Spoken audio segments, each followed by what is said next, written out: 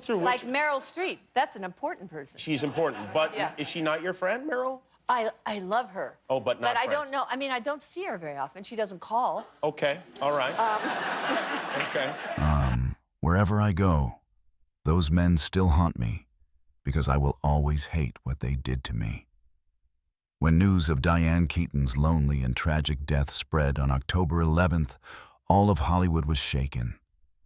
But what shocked the public even more was the final diary she left behind, where the legendary actress revealed the 5 men who caused her pain, heartbreak, and who also, in some way, shaped the woman she became.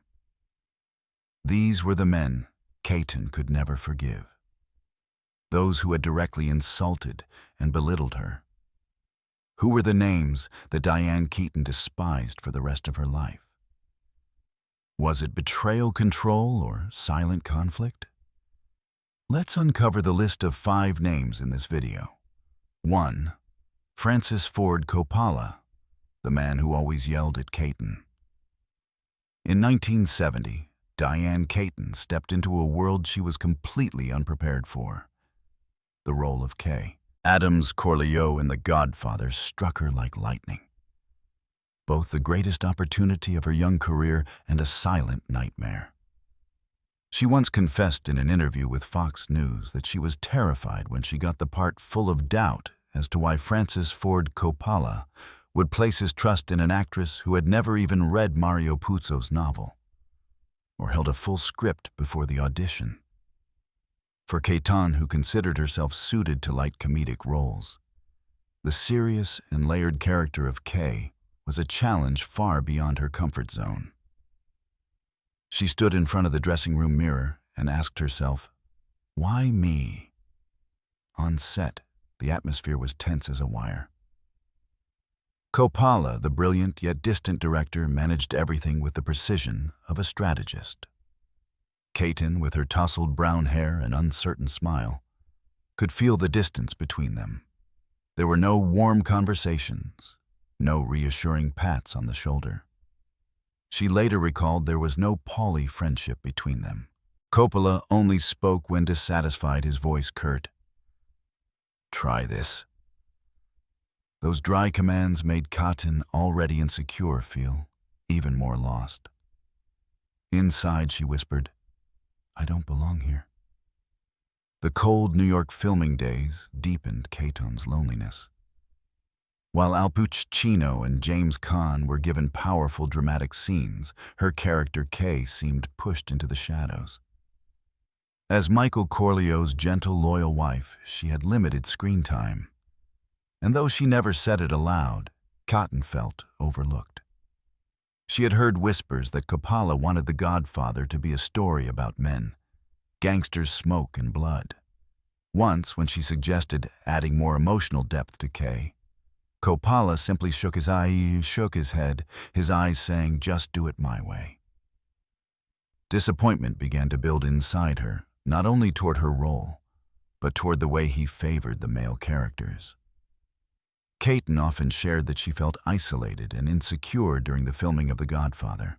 She recalled one scene from Partel in 2, where Coppola made her redo a take dozens of times, constantly criticizing that her emotions weren't deep enough. As an actress who thrived on improvisation and emotional spontaneity, Keaton felt stifled by his rigid control. By the time of The Godfather part, the 3 Keaton was a seasoned star, but Coppola's working style hadn't changed. Behind-the-scenes accounts show he remained extremely strict about how she portrayed Kay, who by then had become more assertive and independent. One source claimed Coppola criticized her performance as too eccentric for the tone of the film, which deeply hurt Keaton. She admitted it was hard to connect with his vision, as it felt like Coppola didn't trust her acting instincts.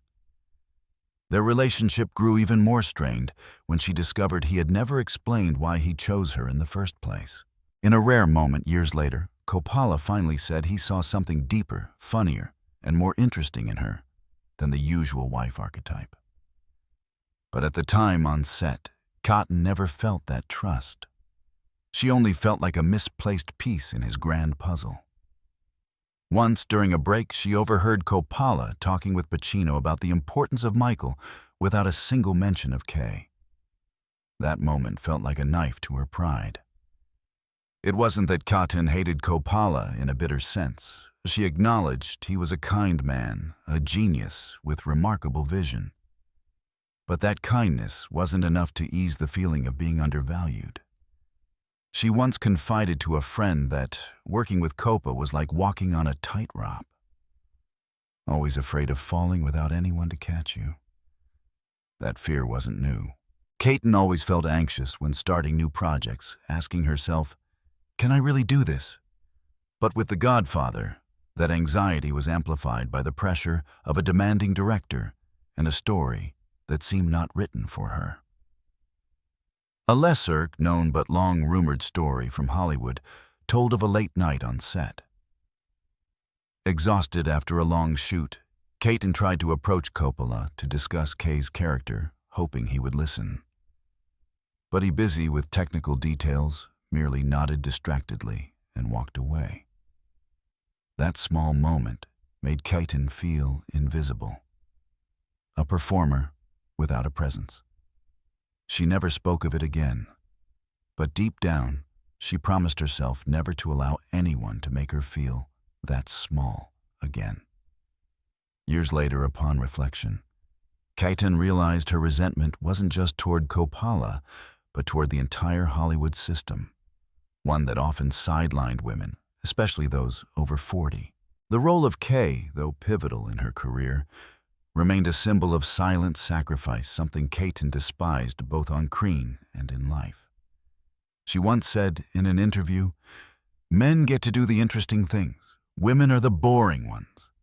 With Coppola, she held no personal grudge, but she could never forgive how he perhaps unintentionally reinforced that dynamic in The Godfather.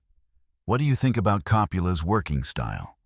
Share your thoughts in the comments below. Now let's move on to another name, a man Diane both loved and hated. 2. Warren Beatty, the lover she also hated the most. After The Godfather, Diane Keaton stepped out of Kay Corleone's shadow with a fierce desire to prove she was not just a director's muse, but an artist with her own voice. When Red's 1981 came along, it felt like a tidal wave she couldn't resist. The epic film, directed, produced, co-written, and headlined by Warren Beatty, became a universe where art ideals and egos collided endlessly. In it, Keaton portrayed Louise Bryant, a journalist and feminist activist, swept up in the storm of revolution and love. The role earned her an Oscar nomination, but behind that shining success were months of tension, exhaustion, and inner conflict between love and self-determination. From the first camera test, Keaton sensed Beatty's magnetic pull.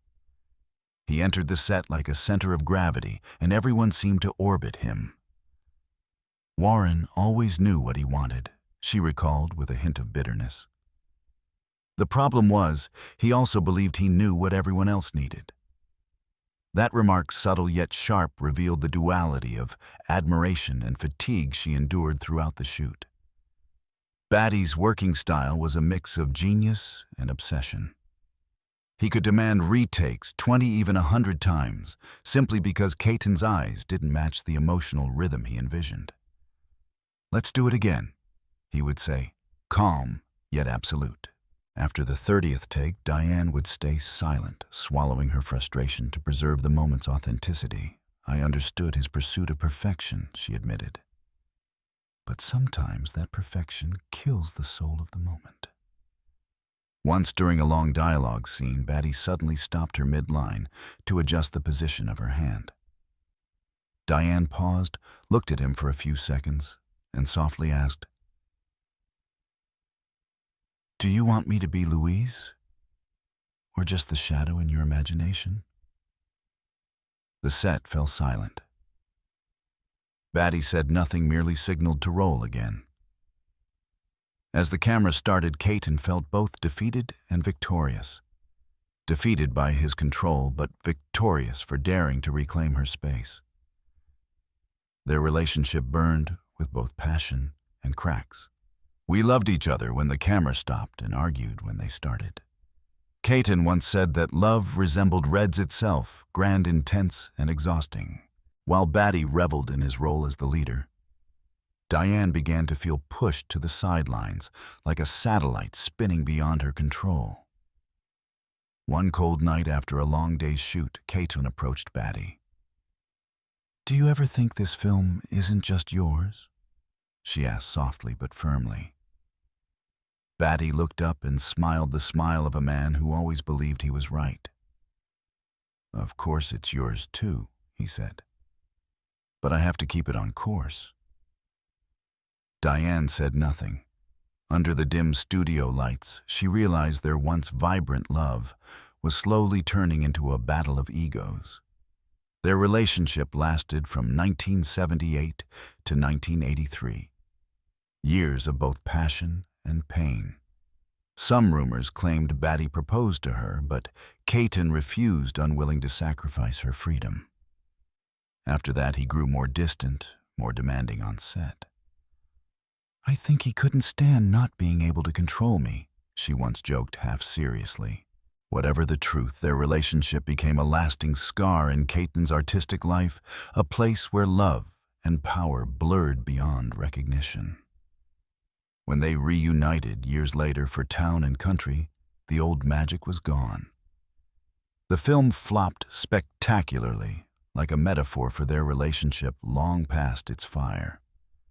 Keaton remained gracious and silent, but everyone noticed between them. There was only respect left, not passion. He always wanted to control everything she said in a later interview. And I learned that no one can control another person's heart, just as no one can control art. Years later, at the 2017 AFI Awards, Batty hugged her on stage, calling her the most fascinating storyline I ever had.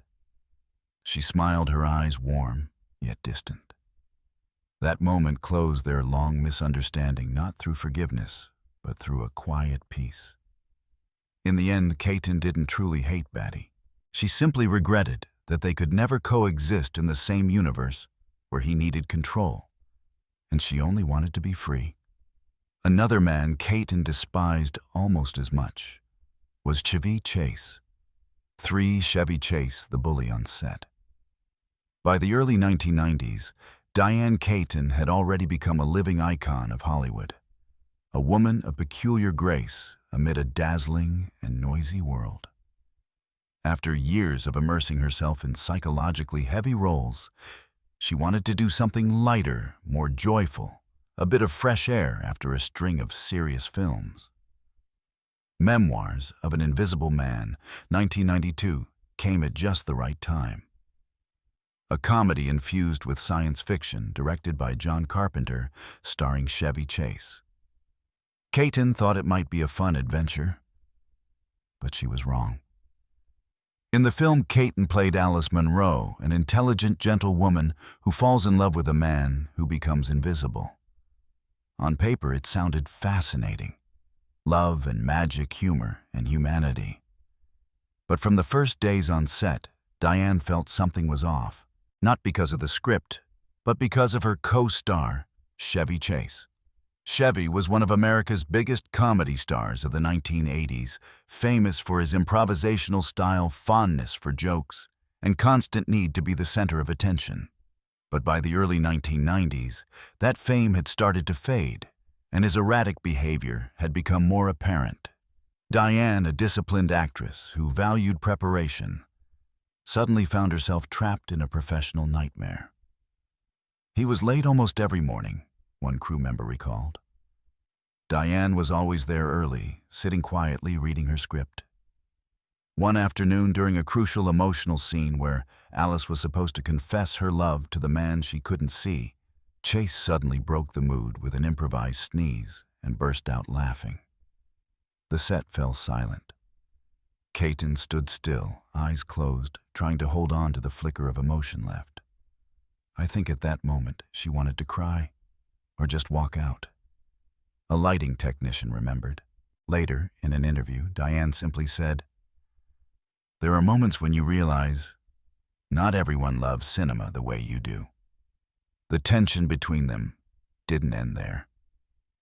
Chase, used to improvising and hogging the spotlight, often changed his lines, mid-shot throwing Diane off her rhythm.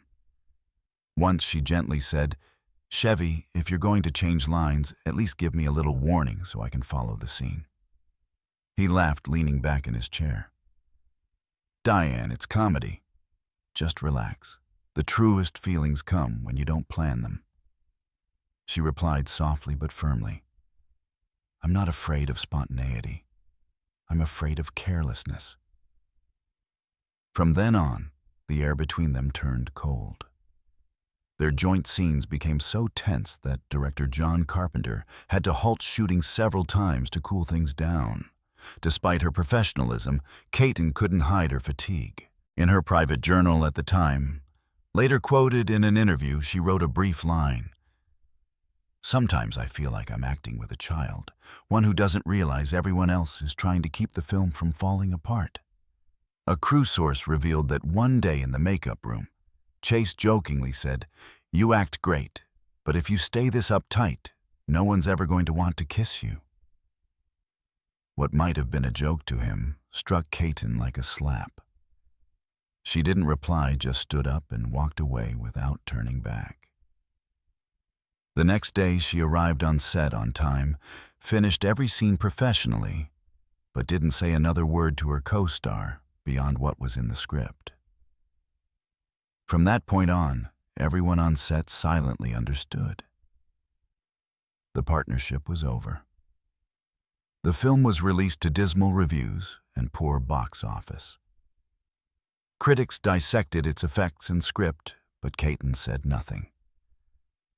When asked about her experience making it, she smiled and said it was a real challenge for Keaton. Memoirs of an Invisible Man wasn't just a cinematic failure. It was a bitter lesson in respect. After that, she turned down many offers when she sensed a toxic working environment. "I don't need success at any cost." She once said, "What I need is to work with people who see filmmaking as a serious journey, not a playground for their egos." Beyond Chevy Chase, there was another name that Keaton deeply resented every time it was mentioned. That was Michael Douglas. 4. Joel Schumacher, the demanding director who made her feel lost. In 1995, Hollywood was ablaze with superhero fever. Studios were racing to create the next big blockbuster, and Joel Schumacher's Batman Forever was expected to redefine the Batman legend. When the project began, Diane Keaton, by then a cinematic icon of intellect and grace, accepted the role more out of curiosity than enthusiasm. After years of intense emotional dramas, she wanted to try something different, colorful, grand-dazzling, and full of youthful energy. She didn't know that this adventure would turn out to be one of the most disorienting experiences of her career. From her first day on set, Keaton realized she had stepped into an alien world. Neon lights drenched the Gotham sets. Metallic costumes shimmered and giant wind machines roared like artificial storms. Director Joel Schumacher, flamboyant in a white leather jacket and mirrored sunglasses, embodied 1990s Hollywood excess, bold, confident, and obsessed with spectacle over soul. Keaton, a minimalist at heart, who valued subtlety and truth, felt as if she had stumbled into a cinematic dream where everything shone too brightly to be real. In the script, she played Dr. Chase Meridian, a seductive, intelligent, and mysterious psychologist. But the more she read, the clearer it became that the role wasn't written for psychological depth, but as a prop for Batman's glory. Her character was there to watch, to be fascinated, to be desired. Keaton tried to bring depth to the part, a touch of vulnerability, some philosophical musings on the darker side of human nature. But all of that was overshadowed by Schumacher's obsession with glamour. The director didn't like her pauses, the quiet moments when her character stopped speaking to think. He wanted her to move more, smile wider, look sexier. Demands that clashed completely with Keaton's instincts as an actress. Each time she tried something new, Schumacher made her reshoot the scene, sometimes just because her gaze wasn't Hollywood enough. The more they worked, the more invisible Keaton felt. She was a veteran who had collaborated with Coppola and Allen directors who trusted her creative instincts. Here, everything was preordained. The lipstick shade, the posture, even the angle of her glance. During one grueling 14-hour day, Keaton had to film a scene where Chase watched Batman from afar. A simple moment that was repeated over 10 times because the light reflections didn't meet Schumacher's standards. As exhaustion spread through the crew, he stood in the middle of the set shouting over the roaring fans. More, brighter, bigger. Keaton looked around and saw the weary crew quietly swapping film reels, their faces drained under the blue-purple light. She realized she was standing in a giant cinematic circus. Everything orchestrated for showmanship, and she was just another prop. Val Kilmer, her co-star, as Batman didn't make things easier, known for being distant and difficult. Kilmer kept an emotional barrier.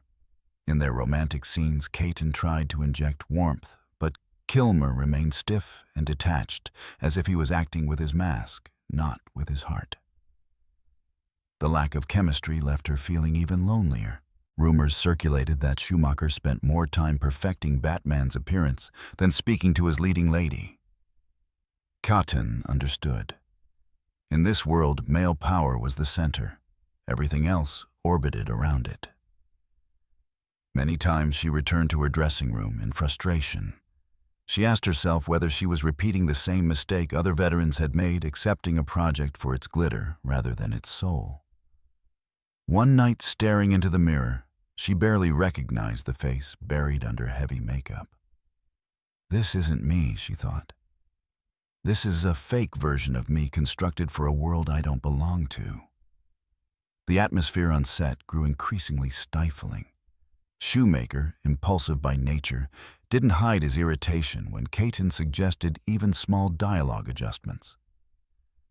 Some crew members recalled moments when he made snide remarks, saying Keaton was too serious for a popcorn movie. She heard them said nothing, but the wound deepened.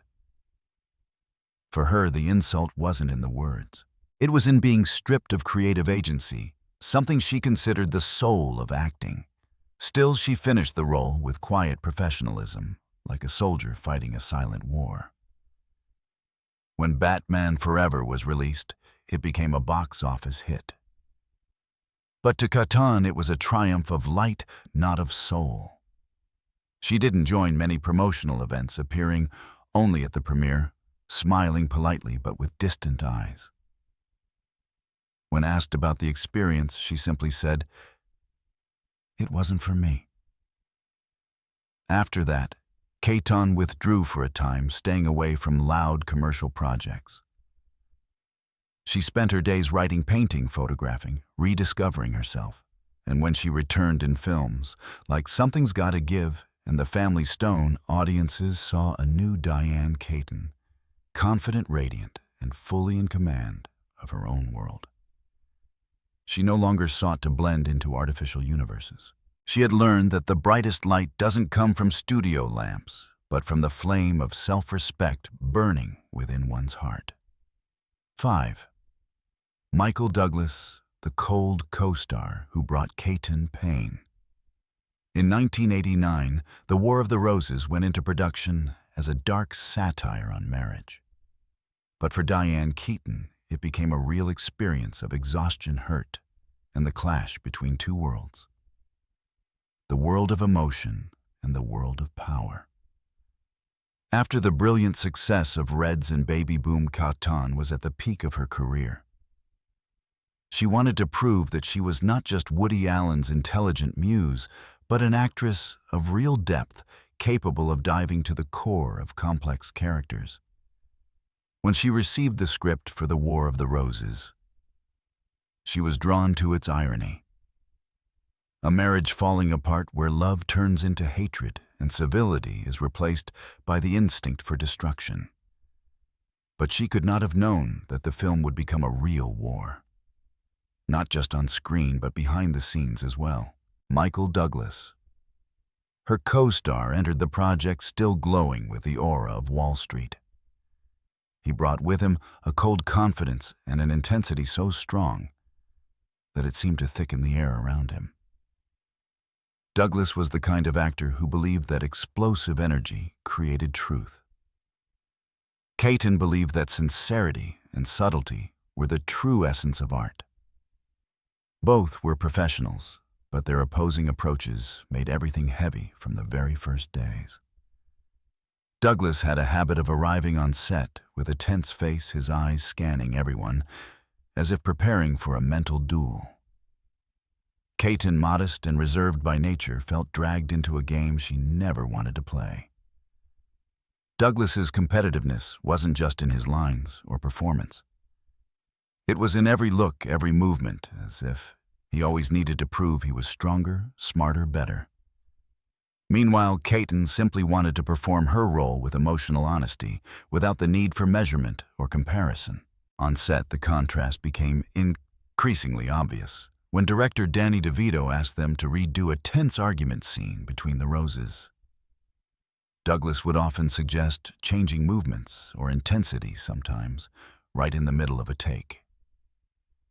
For a disciplined actress like Keaton, that threw off her rhythm and emotional flow. She tried to stay calm, but every time the camera stopped, Douglas's cold, slightly triumphant gaze made her feel like the loser of an invisible contest. The car scene remained one of her most exhausting memories. In it, Barbara, in a fit of rage, destroys the car her husband treasures most. Douglas wanted the scene to be perfectly brutal, demanding multiple retakes. Keaton, who poured all her emotional energy into each performance, quickly became drained. After the 8th take, she could barely breathe, her hair matted with sweat, her hands trembling with fatigue. Douglas, instead of offering encouragement, calmly suggested another take. To him, it was perfectionism. To her, it was cruelty. Douglas's attitude hurt Keaton more than any criticism could. She felt dismissed, treated like a tool for him to showcase his talent. During breaks, she would sit quietly in her dressing room and write in the small notebook she always carried. He turns everything into a competition. I don't want to win. I just want to live truthfully in the role. It wasn't just physical exhaustion, but spiritual suffocation. The atmosphere on set grew colder by the day. Keaton began avoiding interaction with Douglas, focusing solely on her work. She arrived on time, performed precisely, and left as soon as her scenes were done. No extra talk, no socializing. Some crew members began calling her the Ice Queen, not because she was unfriendly, but because she was protecting herself from the constant competitive energy around her. The breaking point came during the final scene when the two main characters hang from the massive chandelier. It was a dangerous setup that required perfect coordination. When a rigging issue caused Keaton to slam against a metal frame, bruising her arm, Douglas merely gave a wry smile and said, "It's fine." No apology, no concern. In that moment, Keaton realized the line between acting and reality had vanished. She was no longer playing Barbara. She was Barbara, a woman enduring the indifference of a man who once shared everything with her. When filming finally ended, everyone sighed in relief. The War of the Roses became a huge success. $160 million at the box office and countless praises for its frighteningly realistic performances. But for Keaton, it was a bittersweet wound. She didn't regret doing the film, but she knew she had lost some of her faith in artistic collaboration. Douglas never apologized, nor ever mentioned the tension again. They met at the premiere, shook hands politely, and Keaton's smile was as thin as a thread. Years later, when asked about the experience in an interview, she simply said, "Sometimes other people's intensity makes you lose your way. I learned not to let it consume me." It was neither blame nor forgiveness, just a gentle way to close a weary chapter. After the War of the Roses, Diane Keaton no longer accepted such brutally confrontational roles. She returned to gentler, warmer stories about independent, confident women who had nothing to prove to anyone. Perhaps that unscripted war in 1989 had taught her the true value of peace. Something Hollywood, with all its glitz and noise, rarely offers a woman like her. In the end, Diane Keaton passed away on October 11, 2025, closing a career that spanned more than half a century. The journey of a woman who never bowed to conformity. When the news broke, Hollywood fell silent for hours. Generations of actors, directors, and writers paid tribute. Nancy Meyers, who had worked with Keaton on Something's Gotta Give, wrote, "She was one of a kind, a free soul, strong and gentle at the same time." Keaton's passing came suddenly, but her legacy burned brightly, not only in cinema, but in the way a woman can live fully as herself. Born in 1946 in Los Angeles, Diane Keaton grew up in an art-loving family. She showed an early passion for acting and studied at the neighborhood playhouse in New York. From the Broadway stage, she moved to the big screen in the 1970s, quickly becoming one of the defining faces of her era. The Godfather made her an icon, while Annie Hall brought her to the top with an Oscar. Yet, behind the glitter of fame, Keaton always kept a quiet modesty. An intelligent, sensitive woman who saw the world through the lens of sincerity. In a Hollywood obsessed with glamour, Diane Keaton chose to stand apart. She refused plastic surgery, refused formulaic roles, and never feared showing her quirks. With her signature fedora hat, oversized suits, and charmingly clumsy grace, she became an accidental fashion icon. But more than a style, it was a philosophy. You don't have to be beautiful by other standards. You just have to be honest with yourself. Throughout her career, Keaton was more than an actress. She was a director, producer, photographer, and storyteller. She directed documentaries, wrote books on lifestyle, and loved home restoration, a hobby she called the art of silence. Her Brentwood home, the house that Pinterest built, stood as proof of her creative spirit, elegant, rustic, and full of character. Just days before her death, she withdrew the house from the market, as if she knew she wanted to rest in the space she had poured her soul into. Her other great love was people. Though she never married, she adopted 2 children, Dexter and Duke, whom she always called the greatest achievement of my life. In her later years, she slowed down, spending time photographing, journaling, and tending her small garden in Los Angeles. Friends said she still sent funny messages, still joked about herself. Still Diane Keaton, witty, warm, and a little awkward as ever. Her passing left many feeling hollow. Hollywood lost an icon. But more deeply, the world lost a rare voice, one of freedom and honesty. Nancy Meyers, Al Pacino, and many former co-stars all said that what made Keaton special wasn't fame, but the way she made others feel seen and heard. She didn't just act. She lived every moment of the art itself. Diane Keaton left behind 3 unfinished projects, films she had hoped would serve as her farewell to audiences. Yet even without them, her legacy was already too vast to measure. Her roles, from Kay Adams to Annie Hall, from Erica Berry to Sybil Stone, all portrayed women who were complex, intelligent, and deeply human. Through them, she told her own story, that of a woman who dared to love, to err, and to be different. Perhaps that's how Diane Keaton wanted to be remembered. Not as a Hollywood legend, but as an ordinary woman who lived truthfully to the end. Now the lights are out, the cameras have stopped, but that smile, that husky, witty voice still linger in every frame. And in the hearts of those who love cinema, Diane Keaton will forever remain the symbol of grace, independence, and authenticity. The woman who made the world warmer, simply by being herself. Looking back on her long, turbulent journey, Diane Keaton once admitted that what made her stronger wasn't the perfect roles. It was the stormy collaborations. The 5 men who once unsettled her through toughness, arrogance, or carelessness unintentionally became mirrors through which she came to understand herself. Every film, every clash, was a lesson in preserving identity amid Hollywood's towering egos. She once said, "No one ever truly made me regret anything, only experiences that made me more awake to who I am." Today, as the stage lights dim, Keaton can smile at her past with gratitude. Because without those trials, she might never have become the strong, deep, and graceful woman she was. And what about you? Do you think Diane Keaton regretted the collaborators who once made her uncomfortable, or did they, in their own way, help shape the legend she became? Leave your thoughts in the comments below. And if you love behind-the-scenes Hollywood stories, like this one, don't forget to like, subscribe, and turn on the notification bell so you won't miss the next